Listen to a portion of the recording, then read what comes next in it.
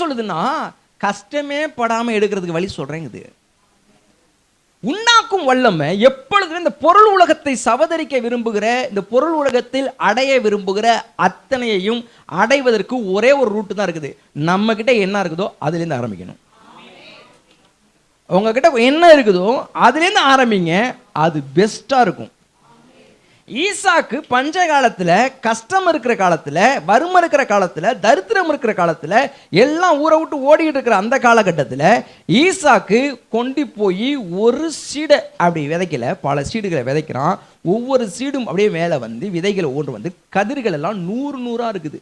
ஒரு லேயர்ல 30, இன்னொரு லேயர்ல 60, இன்னொரு லேயர்ல 100, ஒரு லேயர்லயே ஃபுல்ஃபில்லா 100%,